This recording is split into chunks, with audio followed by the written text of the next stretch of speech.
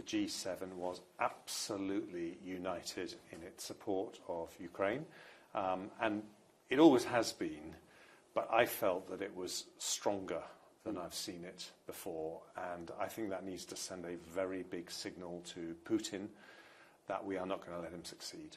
And we had the Ukrainian finance minister here, a very brave man, Sergei Marchenko, and we stressed that support, and what we stressed was that it needs to be about actions and not about words.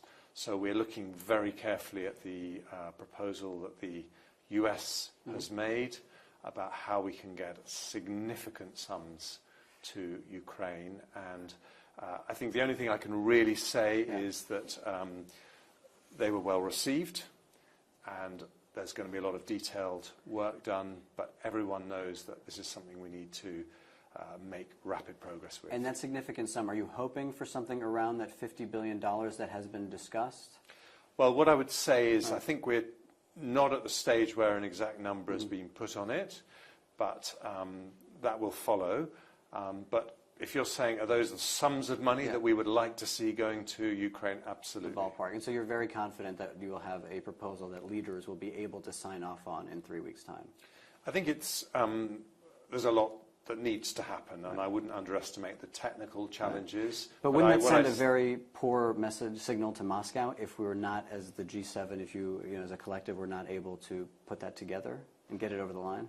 I think people are very conscious of the need to send the strongest possible signal to Putin that we will do what it takes for as long as it takes. And the question of China and trade practices has also been a sort of prominent one here. And I'd like to get your perspective on the argument about Chinese overcapacity flooding into the sort of global markets.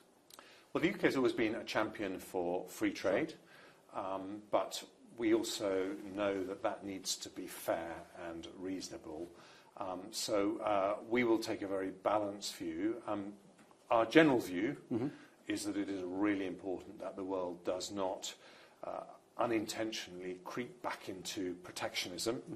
So our starting point is that we really think hard before imposing tariffs or trade remedies, but we are still going through the detailed work necessary to come to a decision on this. But it sounds like the United States has already sort of made that decision. The EU is very likely to impose tariffs on EVs. That leaves sort of the UK market where a lot of this overcapacity could flow to. Are you concerned about that? Do you need to erect some kind of trade barriers yourselves?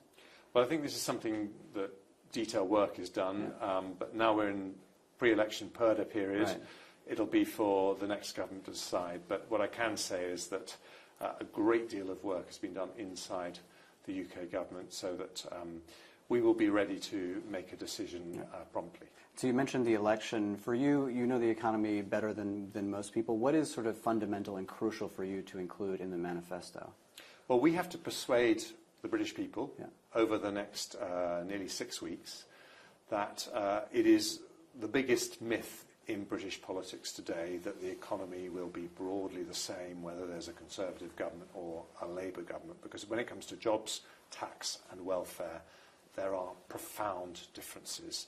On jobs, Labour is committed to a French-style inflexible labour market. They want to give lots more rights to workers, which sound very attractive on paper, but what in practice they will mean is that employers don't want to offer jobs. And we've had nearly 800 jobs a day created under Conservative governments since 2010. That's a job-creating factory.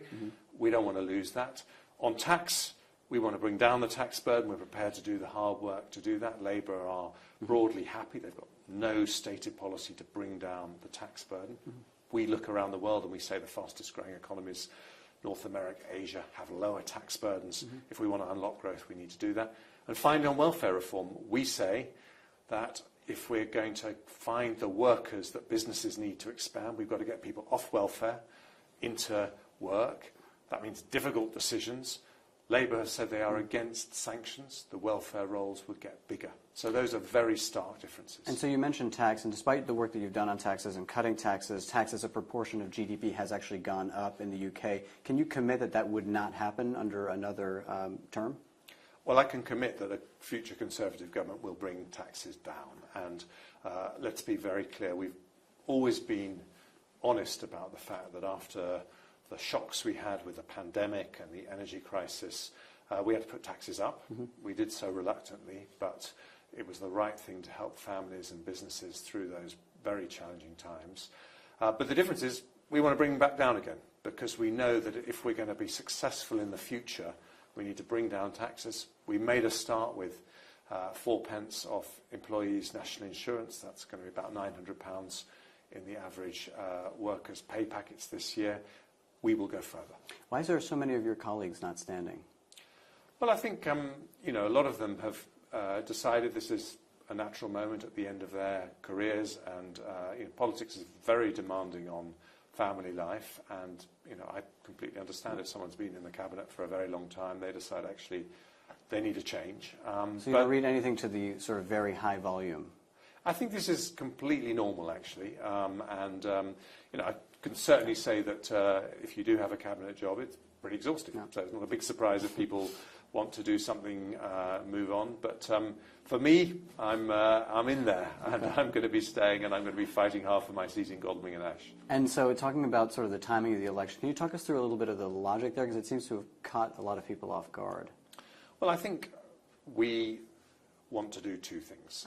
We want to show the British people that Rishi Sunak knows that we have got a big argument to win, and he is not afraid of that fight. And this is a guy who is very brave, very courageous, very thoughtful, and I think this shows the country that side of his character. He runs into gunfire. He does not run away from it. Also, we've had a lot of debate, what's going to happen, Conservatives behind in the polls.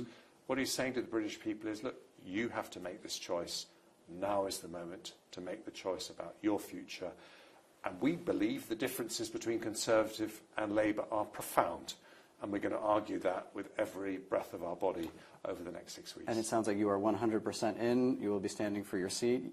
I will. Yeah. I've been knocking on doors every single day since the announcement was made. Will you debate the Shadow Chancellor?